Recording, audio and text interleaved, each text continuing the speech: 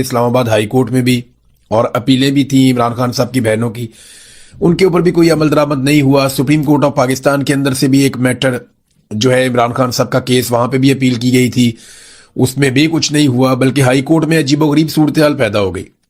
High court के अंदर जो है वो सलमान सफदर साहब ये बताते हैं कि हाई कोर्ट ये चाहती है कि फटाफट ये जो केस है 190 मिलियन पाउंड वाला, या जो अलकादर यूनिवर्सिटी वाला है, वो उसमें जो सरकारी अपील है उसको सुने। जबकि पाकिस्तान तहरीक इंसाफ या इमरान खान साहब के वकला ने जो केसेस दायर कर रखे हैं बड़े लंबे अरसे से, वो उनको सुनना नहीं चाह रहे। मिसाल के तौर पे सलमान सफदर का कहना है कि इस केस की अपीलें हाई कोर्ट क्यों जल्दी सुनना चाहती है, जबकि इससे कबल 5 अगस्त 2023 तोशाखाना फौजदारी केस की अपील अभी तक नहीं लगाई गई। वो 2023 वाले केस की अपील नहीं लगी अभी तक, और ना ही वो सुनी जा रही है। फिर 31 जनवरी 2024 के तोशाखाना 1 केस की अपील भी नहीं लगाई जा रही, ना वो सुनी जा रही है। ये अलकादर यूनिवर्सिटी वाला केस तो 17 जनवरी 2025 का है, तो अदालत इस अपील को ही पहले क्यों सुनना चाहती है? साफ बात है कि अदालत को हुक्म दिया गया है कि इस केस में इमरान खान साहब को सबसे पहले टारगेट किया जाएगा। आज जज साहब कह रहे थे जी दलाइल आप शुरू कर दें सलमान सफदर साहब को, वरना दलाइल जो है वो नैब के वकील शुरू कर देंगे। इस पे उन्होंने कहा जी मेरी इमरान खान साहब से मुलाकात ही नहीं हुई, मैं अपने क्लाइंट से मिलूंगा तो मैं उसका मुकदमा लड़ूंगा ना, मैं उसकी इजाजत के बगैर कैसे ये मुकदमा लड़ सकता हूं? तो इस पे जज साहब दबाव डाल रहे थे। तो लतीफ खोसा साहब का एक ताल्लुक भी है जज साहब से, वैसे यहां अदालतें ऐसी ही चलती हैं। वो आए रुस्तम पे, उन्होंने कहा जी हमें 2 हफ्ते का वक्त दे दें, हम इमरान खान साहब से बातचीत करके बाद में ये केस लड़ लेंगे। तो फिर जज साहब ने 2 हफ्ते के लिए टाइम दे दिया। तो अब फिलहाल 2 हफ्ते की यहां पे एक टाइम ड्यूरेशन मौजूद है पाकिस्तान तहरीक इंसाफ के वकला के पास। सुप्रीम कोर्ट ने सजा मुअत्तली के इस्लामाबाद हाई कोर्ट का जो फैसला है, क्योंकि इस्लामाबाद हाई कोर्ट ने सजा मुअत्तली का मामला नहीं सुना ना इमरान खान साहब का, वो कह रहे हैं जी हम मेन अपील सुनेंगे, जो हुकूमत चाहती है वैसे करेंगे। तो इस पे सुप्रीम कोर्ट के अंदर पाकिस्तान तहरीक इंसाफ के लोग ले गए थे केस को। इमरान खान और बुशरा बीबी की अपीलें वहां चली गई थी, तो उस पर सुप्रीम कोर्ट ने एतराज आयद कर दिया और दरखास्तें वापस कर दी। एतराज यह आयद किया गया कि नैब कवानीन में तरमीम के बाद ये जो मरकजी अपील समेत जो सजा मुअत्तली का मामला है, ये वफाकी आईनी अदालत सुन सकती है, लिहाजा अब आप इस मामले को आईनी अदालत में ले जाएं। सलमान सफदर इस फैसले पर यह कहते हैं कि जमानत का मामला सुप्रीम कोर्ट सुन सकती है। तो जनाब रजिस्ट्रार ऑफिस के एतराजात के खिलाफ वो कह रहे हैं जी हम चैम्बर में अपील दायर करेंगे। लेकिन आप देखें ना निजाम कैसे काम करे, वो कह रहे आईनी अदालत में ले जाओ। अब आईनी अदालत वो है जो गैर आईनी एक तरमीम जो की गई आइन के अंदर, जिसमें आइन का हुलिया बिगाड़ दिया गया, उसके नतीजे में एक मिलिट्री एस्टेब्लिशमेंट ने अपनी मर्जी की अदालत बनाई थी, आईनी अदालत। और वो आईनी अदालत इसलिए बनाई थी ताकि किसी किस्म की प्रॉब्लम मिलिट्री एस्टेब्लिशमेंट को अहम केसेस में ना हो। अब वो कहते हैं जनाब कि जो केस हमारी मर्जी का है वो उस अदालत में शिफ्ट करो। तो ये एतराज आ गया सुप्रीम कोर्ट से, ये आपके सामने है। सलमान सफदर साहब जो इमरान खान साहब की हालत बताते हैं ना जेल में, वो अपनी आंखों देखा हाल उन्होंने आज बताया। उन्होंने कहा जी कि मैं अपनी आंखों देखा हाल बता रहा हूं, वो ये है कि इमरान खान और बुशरा बीबी को इस दुनिया से कट ऑफ कर दिया गया है, उनको बच्चों तक से बात नहीं करने दी जा रही, टीवी अखबार किताब सब पर पाबंदी है, जेल में किसी से दुआ सलाम करने पर भी पाबंदी है, फैमिली से मुलाकात हुए 7 महीने गुजर चुके हैं। ये बैरिस्टर सलमान सफदर साहब ने बताया। देखिए इमरान खान साहब के बारे में उन्होंने एक और बात बताई, और ये क्योंकि मैं पर्सनली इससे गुजरा हूं तो मैं आपको बता सकता हूं कि ये कितनी तकलीफ दे चीज है कि आपके पास कोई मुलाजिम आए या कोई बंदा आए जो आपको खाना देकर जाए, आप उसे सलाम करें और वो आपको सलाम का जवाब भी ना दे। यानी उन्हें इतनी भी इजाजत नहीं है कि वो इमरान खान साहब को सलाम करें या सलाम का जवाब दे दें। इसे कहते हैं कैदे तन्हाई। ये मिलिट्री एस्टेब्लिशमेंट का एक तरीकाकार है दहशतगर्दों को डील करने का, कि उन्हें इस कदर कैदे तन्हाई में रखा जाता है कि कोई उनके सलाम का जवाब भी नहीं देता, कोई आंख का इशारा भी नहीं करता कि बाहर कोई मामला ठीक है या नहीं है, कोई बात आपको नहीं बताते, आपको दुनिया से काट देते हैं। ये जो टाइम ड्यूरेशन है ये सबसे सख्त होता है। यानी मैं आपको जाती तौर पे एक तजुर्बा बताता हूं, मैं कमजोर आदमी हूं, लेकिन मैं ये मुतालबा करता था कि यार मुझे टॉर्चर करने के लिए आओ, मेरे साथ बात तो करो, कोई आओ तशद्दुद करने आओ, मार कुटाई करने के लिए आओ, लेकिन बात तो करो। कोई मेरे साथ बात करे, कोई मुझे सलाम करे, मेरा नाम ले, मेरे से बात करे, मेरे सलाम का जवाब ही दे दे, तो ये बड़ी सख्त ज़हनी अजियत होती है, जिस अजियत में इस वक्त इमरान खान साहब को डाला हुआ है। और ये उनके वकील ने कंफर्म किया कि इमरान खान साहब ने उन्हें यह बात बताई है। अब खान साहब की बहनें अलीमा खानम और बाकी बहनें ये भी इमरान खान साहब के मुकदमात के लिए पहुंची थी अदालत में। तो उन्होंने वहां पे कहा कि मैं वकला से पूछती हूं कि आज जब आप इन जजेस से मिन्नतें कर रहे थे, ये जानते हुए कि उन्होंने इंसाफ नहीं देना, तो बताएं कि तुम्हारे कानून और इंसाफ का तहफ़्फ़ुज़ कहां गया, सारी बार्स कहां गई, लाखों वकला कहां गए, जिनके इलेक्शन इतने जज्बे के साथ होते हैं वो सारे जज्बे कहां गए। यानी इमरान खान के नाम पे बेशुमार वोट तो वकला भी लेते हैं ना। वकला बताएं आपका क्या किरदार है, अब नहीं तो कब आप पाकिस्तान में इंसाफ के लिए खड़े होने वाले हैं। हमें सीधा कहा जा रहा है कि अगर इंसाफ लेना है तो एजेंसी के लोगों से बात करो। यह कौन सा तरीकाकार है। फिर अलीमा खानम ने कहा कि कोई डील शील नहीं हो रही इमरान खान के बारे में, इनकी जुर्रत नहीं है कि इमरान खान से बात कर सके, इमरान खान से किसी की भी मुलाकात नहीं हुई है। एजेंसियों के डिस इंफॉर्मेशन सेल्स फेक खबरें फैला रहे हैं। इमरान खान जितने बड़े कद के आदमी के सामने ये छोटे छोटे लोग बैठकर बात नहीं कर सकते। देखिए, ये एक बहन है, वो जज्बाती भी है, वो गुस्से में भी है, लेकिन जिन सहाफियों ने ये खबर दी वो अभी तक इस बात पे कायम है। बल्कि रजी ताहिर साहब गिरफ्तार ही इसलिए है कि उन्होंने ये खबर कैसे दी और उनका सोर्स कौन था जिसने उन्हें बताया कि जनरल अशफाक परवेज कियानी की इमरान खान साहब से मुलाकात हुई है। वो रिटायर आर्मी चीफ हैं, तो उनको तो गिरफ्तार ही इसलिए किया गया कि अपना सोर्स बताओ, हमें बताओ क्या हुआ। तो मेरे ख्याल में तसल्ली हो जाएगी एजेंसियों की, तो रजी ताहिर साहब भी बाहर आ जाएंगे। उनके साथ सख्त ज्यादती हो रही है। एक सहाफी का काम खबर देना है, मुकदमा भुगतना तो नहीं है। आप उनकी खबर के ऊपर बात कर सकते हैं, आप ये तो नहीं कर सकते पकड़ के आप उन्हें अंदर डाल दें और फिर आप उनसे पूछें जनाब ये बताओ वो बताओ। ये मुल्क चल रहा है, कोई बनाना रिपब्लिक तो नहीं है। ये मुल्क चल रहा है, इसमें इदारे इस तरीके से काम करेंगे तो फिर मुल्क एक इंच भी आगे नहीं बढ़ेगा। फिर अलीमा खानम से सवाल किया गया कि आप मुज़ाकरात की राह में कोई रुकावट है। उन्होंने कहा जी कौन से मुज़ाकरात, मुझे गिरफ्तार करना है तो कर ले, लेकिन याद रखें इमरान खान डील कर चुका है। इमरान खान ने डील अल्लाह ताला से कर ली है। जो बंदा अल्लाह ताला से मांगता है वो इन यजीदों से क्या मांगेगा। देखिए, इमरान खान साहब की डील वाला मामला तो उस दिन हम भी बात कर रहे थे, शहजाद अकबर साहब, साबिर शाकिर साहब और बहुत सारे लोगों से हमारा राब्ता होता है जो बहुत करीब हमेशा इमरान खान साहब के रहे। इमरान खान डील इस तरह नहीं करेगा जैसे ये सोच रहे हैं ना। इमरान खान जो बातचीत करने का कहता है वो मिलिट्री एस्टेब्लिशमेंट को मौका देना चाहता है कि भाई निकलो इसमें से, तुम हमें हमारा मुल्क चलाने दो, हम जाने पाकिस्तान जाने, तुम निकलो इसमें से, पाकिस्तान में फ्री एंड फेयर इलेक्शन दो और ये जो गंद का टोकरा तुमने उठाया हुआ है इसको उतारो नीचे। ये नवाज शरीफ की और जरदारी की सियासी लाशों को कब तक लेकर तुम बदबूदार लाशों को घसीटते रहोगे। ये तो इमरान खान रास्ता दे सकता है।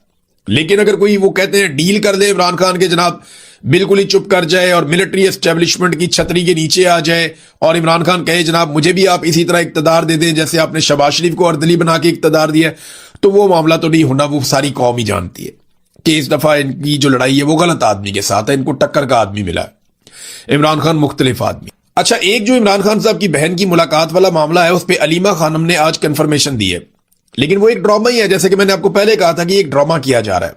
अब अलीमा खानम ने उसकी तस्दीक की। उन्होंने कहा जी मोहसिन नकवी तैयार है कि नौरीन न्याजी को मुलाकात के लिए भेजे और इनका इरादा यह है कि जब हमारी बहन अंदर जाएगी तो ये कोई ना कोई दो बातें तो बाहर आके इमरान खान की हमें बताएंगी और जैसे ही ये बातें करेंगी तो उन्होंने एक मंसूबा बनाया हुआ है। एक तो वो हमारी बहन के साथ ये किसी और अपने आदमी को अंदर भेजेंगे जो इमरान खान साहब के साथ बातचीत करेगा और ये चाह रहे हैं कि मौके का फायदा उठाएं। और दूसरा फिर ये लंबे अरसे के लिए कम से कम 6 महीने के लिए दोबारा इमरान खान साहब को कैदे तन्हाई में डाल देंगे। ये सिर्फ सहूलतकारी हो रही है। इस बात का बहाना बनाकर के आपने बाहर आकर इमरान खान की बात बताई है या बात की है, अगले 6 महीने के लिए मुलाकात बंद कर देंगे और हम ये कबूल नहीं करेंगे। हम तंग आ गए हैं इस ट्रक की बत्ती से। हम 4 साल से अदालतों में आ रहे हैं और कादी फायरिसा के बारे में उन्होंने कहा कि उन्होंने कंफर्म कर दिया कि ये वही करते हैं जो इनको पीछे से ऑर्डर आता है। अच्छा, अब उन्होंने कहा जी हमें इंसाफ की उम्मीद भी नहीं है। कादी फायरिसा वाला मैं चेक करवा रहा हूं कि उसने इंटरव्यू कहां दिया और क्या किया। मुझे और भी कुछ लोग बता रहे थे, लेकिन कुछ सोर्सेज ये कह रहे हैं कि वो जाली है, कुछ कह रहे हैं जी पता नहीं सही है। उसको चेक करवाया मैंने, अपनी टीम से कहा इसके पीछे पहुंचो, देखो कि ये कोई इंटरव्यू के अंदर हकीकत है या नहीं है, क्योंकि मैंने तो इसको उस तरह से नहीं सुना। कादी फायद ईसा को सुनने को दिल ही नहीं करता है। ऐसी कराहत आती है उसकी आवाज से, उसकी शख्सियत से। पाकिस्तान का बेड़ा गर्क कर दिया, नाइंसाफी का इसने बाजार गर्म किया पाकिस्तान के अंदर। नफरत का जो बीज पाकिस्तान में बोया गया है ना, उसमें जो मेन आदमी है वो कादी फायद ईसा उनमें से एक है। एक तो आसिम मुनीर साहब है जिन्होंने पाकिस्तान की फौज और अवाम के बीच में बेशुमार दूरियां पैदा कर दी हैं। एक सिकंदर सुल्तान राजा साहब हैं जिन्होंने पाकिस्तान की अवाम का पूरा मैंडेट चोरी करने में सहूलतकारी की है। और एक जो है कादी फायद ईसा है जिसने इस सारी बर्बादी के अंदर सबसे बड़ा किरदार अदा किया है। तो जनाब कादी फायद ईसा के बारे में लोग बहुत सारी बातें कर रहे हैं। नेक्स्ट वीलॉग में पता चलेगा कि अगर ऐसा हुआ तो क्यों हुआ और क्या हुआ। पाकिस्तान तहरीक इंसाफ से नाजरीन बल्ले का निशान भी वापस ले लिया गया। ये जो आजाद कश्मीर के अंदर एक बल्ले का निशान मिला था पाकिस्तान तहरीक इंसाफ को, लोग बड़े खुश थे कि अब बल्ले के निशान पे वो मोहर लगा सकेंगे। तो मैंने आपको तब भी कहा था कि अभी बहुत कुछ एस्टेब्लिशमेंट के हाथ में है। ये कभी भी हुकूमत नहीं देंगे आजाद कश्मीर की पाकिस्तान तहरीक इंसाफ को या इमरान खान को। हाँ, ये हो सकता है कि अगर तहरीक इंसाफ तमाम उन लोगों को टिकट जारी कर दे जो पाकिस्तान की मिलिट्री एस्टेब्लिशमेंट या सेक्टर कमांडर से कम अप्रूवल लेकर आए हों कि जनाब सेक्टर कमांडर साहब ने कह दिया आप हमें टिकट दे दें पाकिस्तान तहरीक इंसाफ का। अगर उन लोगों को टिकट मिल जाते तो फिर बल्ले का निशान रह भी सकता है। अब आ जाए नाज़रीन एक कहानी पर। यह कहानी पाकिस्तानियों को एक मरतबा फिर सुनाई जा रही कि जनाब सियासतदान नाकाम हो गए, मौजूदा हुकूमत बहुत नालायक है, एस्टेब्लिशमेंट इनके गुनाहों का बोझ नहीं उठा सकती, इनकी नालायकी के ऊपर मजीद पर्दा एस्टेब्लिशमेंट नहीं डाल सकती, वो इनको अपने कंधे पर उठाकर नहीं फिर सकती। ये कहानी मार्केट में लॉन्च हो रही है, बार बार हो रही, और तासुर ऐसा दिया जा रहा है, सोहेल वड़ाइच साहब हों या बाकी लोग हों, वो अब ये लिखना शुरू हो गए कि ये हुकूमत घर जाने वाली है और वजह यह है कि एस्टेब्लिशमेंट इनकी नालायकी से तंग आ गई है।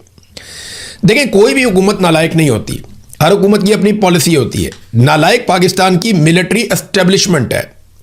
आज तक हुकूमत पाकिस्तान में आई किसकी है? ये बेइख्तियार लोग बेचारे, इनसे आप क्या पूछेंगे? शहबाज शरीफ से, राणा सनाउल्लाह से, ये जरदारी से, बिलावल से आप क्या सवाल करेंगे? उनके पास बेचारों के पास टके का इख्तियार नहीं है। इख्तियार तो सेक्टर कमांडर्स के पास है या जर्नलों के पास है। तो जिनके पास इख्तियार है वो जवाब देना। हर थोड़े अरसे के बाद एक हुकूमत को तब्दील कर देते हैं कि जनाब ये हुकूमत पसंद नहीं आई, हम इसका बोझ नहीं उठा सकते। कौम ने आपका बोझ उठाया हुआ है, 70 साल से ज़्यादा हो गए। इतनी मरतबा हुकूमतें तब्दील की हैं, कुछ पाकिस्तान का फ़ायदा नहीं हुआ। एक मरतबा पाकिस्तान में मौजूदा निज़ाम को तब्दील करें और इसमें से मिलिट्री एस्टेब्लिशमेंट को निकाल कर बाहर खड़ा कर दें और उन्हें कहें जी आप अपने आईनी जिम्मेदारियों तक महदूद हो जाएं। आप मिलिट्री एस्टेब्लिशमेंट को, जर्नैलों को उनके आईनी किरदार के अंदर ले जाएं तो आप यकीन करें 10 से 20 साल में पाकिस्तान के हालात बदलना शुरू हो जाएंगे। पाकिस्तान को जितना नुकसान पहुंचा दिया गया है, अभी तो ट्रैक पे चढ़ने में हमें 10-15 साल 20 साल लग जाएंगे। तो पाकिस्तान में जमहूरियत को पनपने दें और सियासतदानों को सियासी फैसले करने दें। अब ये भी आपको जो कहानी सुनाई जा रही है ना कि 2.5 साल गुजर गए हैं, एस्टेब्लिशमेंट बोझ नहीं उठा सकती, कहानी है। इन्होंने अगले 2.5 साल भी ये कहानियां सुनाते सुनाते आपको गुजार देने और दोबारा इलेक्शन करवाकर एक मरतबा फिर कठपुतलियां लाकर आपके ऊपर मुसल्लत कर देनी है। देखें ना, अगर इनकी नीयत ठीक होती या इन्हें लगता कि ये बोझ मजीद नहीं उठा सकते तो जो गिलगित बल्तिस्तान में गंद मारा वो ये मारते, या जो गंद अब ये कश्मीर में मारने जा रहे हैं वो गंद ये मारते। अगर इनको जरा सा भी एहसास होता। एहसास की बात नहीं है, ये जब भी पाकिस्तान ने ठीक होना है, पाकिस्तान ने तभी ठीक होना है जब तमाम इदारे अपने अपने हुदूद के अंदर जाएंगे और जाकर काम करेंगे। ये बलूचिस्तान और कश्मीर की जो इस वक्त सूरत हाल है, इन्हें अंदाज़ा भी नहीं है पाकिस्तान की एस्टेब्लिशमेंट को कि ये किस आग के साथ खेल रहे हैं। ना इन्हें तारीख का इदराक है, ना ये इन लोगों के बारे में जानते हैं और ना इन्हें लोगों के शऊर का इस वक्त अंदाज़ा है। लोग किसी और तरह निकल गए हैं, वो कुछ और सोच रहे हैं, जबकि ये बहुत पीछे रह गए, 40 साल 50 साल पीछे। ना इनसे अब बयानिया बन रहा है और ना चीज़ें इनके कंट्रोल में आ रही हैं। एक बहुत बड़ा फेलियर इनके सामने आकर खड़ा है और ये किसी और पर मलबा भी नहीं डाल सकते। यानी मलबा किस पे डालेंगे? मैं आपको बताने वाला हूं कि DGISPR की जो मुलाकात हुई आज से चंद दिन पहले सहाफ़ियों के साथ, उसमें से मैंने आज कुछ खबरें निकाली। ये बिल्कुल ऑफ द रिकॉर्ड मुलाकात थी। उसमें DGISPR ने सहाफ़ियों पर दबाव डाला कि फ़लानी फ़लानी चीज़ें आपने करनी है और सहाफ़ियों ने उसके हवाले से सवालात किए। कुछ सवालात बड़े सख्त भी हुए और DGISPR के पास उनका कोई जवाब नहीं था। अब मैं आपके सामने रखूंगा कि सहाफ़ियों के साथ DGISPR की क्या बातचीत हुई और किस तरीके से बातचीत हुई। एक तो DGISPR ने सहाफ़ियों को ये हुक्म जारी किया कि आप भारत के खिलाफ जितना ज्यादा हो सके वो आप अपने मीडिया को कवरेज दें, यानी जितनी ज्यादा भारत के मामलात पे आप कवरेज कर सकते हैं आप कवरेज करें। और DGISPR ने जो दावा किया वो ये था कि भारत बहुत जल्दी टुकड़े टुकड़े होने जा रहा है।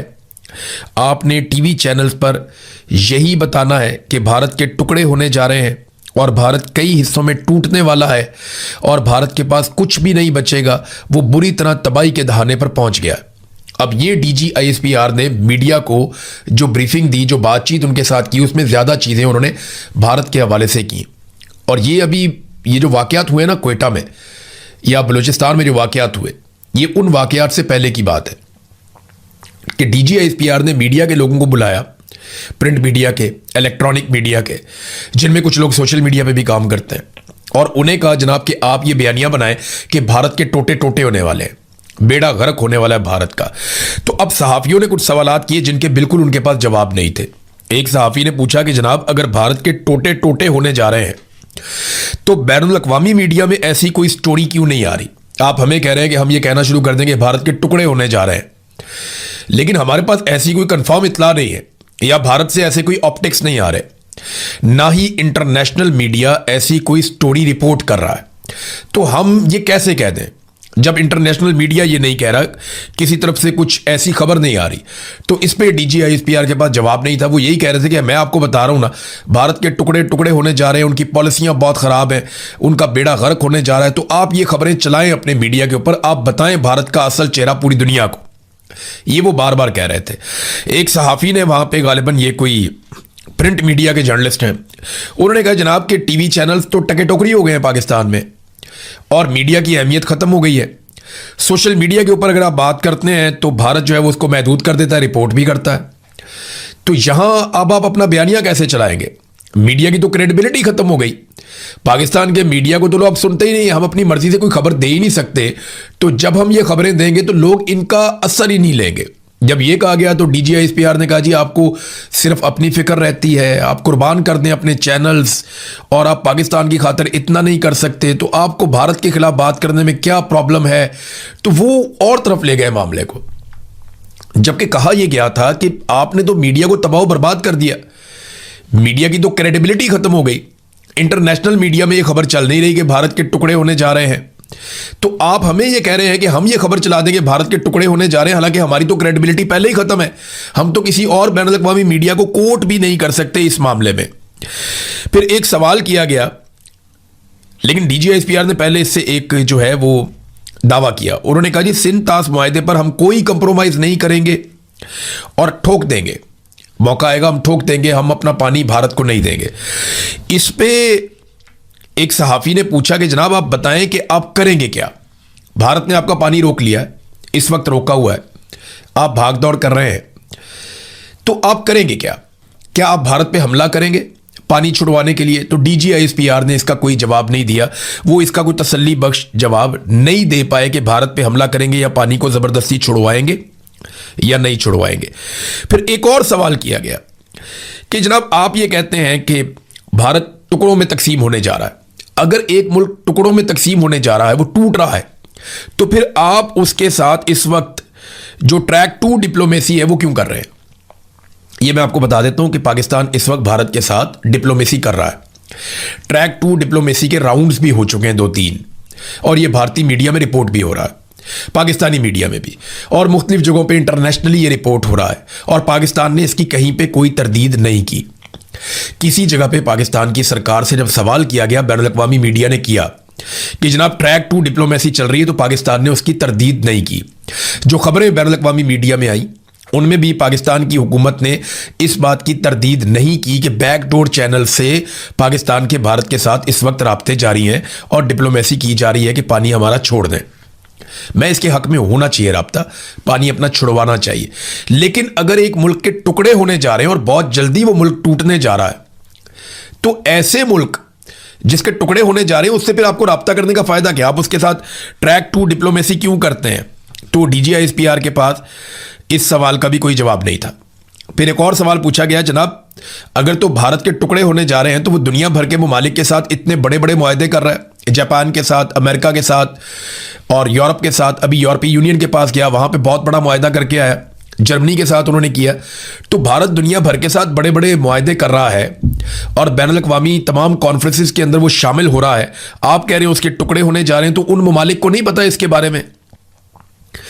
इसका भी DGISPR कोई तसल्ली बख्श जवाब नहीं दे पाए, लेकिन वो बज़िद थे कि बस आप भारत के ऊपर चढ़ाई कर दें सारे मिलकर, और पाकिस्तानी मीडिया जो है वो भारत के खिलाफ खबरें चलाए जिनका सर पांव भी नहीं है। इसी तरह मीडिया की क्रेडिबिलिटी खत्म हो जाती है। आपने भारत के मीडिया को देखा, वो कैसी कैसी खबरें चला देता। उन्होंने तो कराची फतह कर लिया था, वो तो पता नहीं क्या कुछ कर गए थे जंग के दिनों में, तो उनकी क्रेडिबिलिटी कितनी फारिग हुई। भारत के अंदर उनका मीडिया मजाक बनकर रह गया। उनके अपने सोशल मीडिया पे लोगों ने जोक्स बना दिए, मीम्स बना दिए। पाकिस्तान के अंदर भी कोई ऐसे नमूने थे, लेकिन शुक्र है वो कम थे, भारत में तो बहुत ज्यादा थे। तो फिर एक और सवाल किया गया, क्योंकि यहां पे ना DGISPR ने कहा जो कुछ कश्मीर में हो रहा है, ये मैं आज़ाद कश्मीर की बात कर रहा हूं, मकबूजा कश्मीर की नहीं कर रहा। DGISPR ने कहा कि जो कुछ कश्मीर में हो रहा है और जो कुछ बलूचिस्तान में हो रहा है, इसके पीछे भी भारत है और हमें यह पता है। तो इस पे सहाफियों ने यह सवाल किया कि अगर ये भारत करवा रहा है तो फिर आपने जॉइंट अवामी एक्शन कमेटी के लोगों से मुआहदे क्यों किए। और दूसरा यह भी कहा गया कि जैसे अंसार अब्बासी साहब ने एक स्टोरी भी की थी कि जनाब आपको सबूत मिल गए हैं, ऐसी कॉल्स आपको मिल गई हैं, आपने बहुत सारा कुछ ऐसा ट्रेस कर लिया जिससे पता चल गया कि भारत मुलव्विस है जॉइंट अवामी एक्शन कमेटी के साथ। तो फिर वो सारा कुछ कहां है, आपने अभी तक क्या किया, वो कॉल्स किधर हैं जो आपने पकड़ी है। क्योंकि बयानिया तो वहां चल रहा है, आज भी आजाद कश्मीर के लोग इकट्ठे होकर हजारों की तादाद में सड़कों पे बैठे हुए धरने देकर। और ये वाहिद इलाका है हमारे पूरे पाकिस्तान में जिसकी खुराक बंद की हुई है। दुनिया में बहुत कम एरियाज ऐसे हैं, गजा एक ऐसा इलाका है जिसकी खुराक बंद है और वहां पे खुराक और मेडिसिन नहीं जाने देते गजा में। वो इसराइल की एक पॉलिसी है, वो ये कहता है कि इनको इतना तंग करो कि ये यहां से नकल मकानी करने पे मजबूर हो जाएं, ये इलाका खाली कर दें और इसराइलियों के लिए ये एरिया बिल्कुल एक महफूज जगह बन जाए और ये खाली हो जाए। फिर वहां पे डोनाल्ड ट्रंप का बहुत बड़े बड़े जो है वो रिजॉर्ट्स बनाने का प्रोग्राम है, बहुत ज़बरदस्त किस्म के वो सैरगाहें वहां पे बनाना चाहता है, दुनिया की बेहतरीन वहां पे फैसिलिटीज़ ला के वो चाहता है कि अमीर तरीन लोग जो हैं वो अयाशी के लिए वहां पे गजा में जाया करें। और वो ये चाहते हैं कि जो गजा के लोग हैं उन्हें मुख्तलिफ ममालिक में बांट दिया जाए।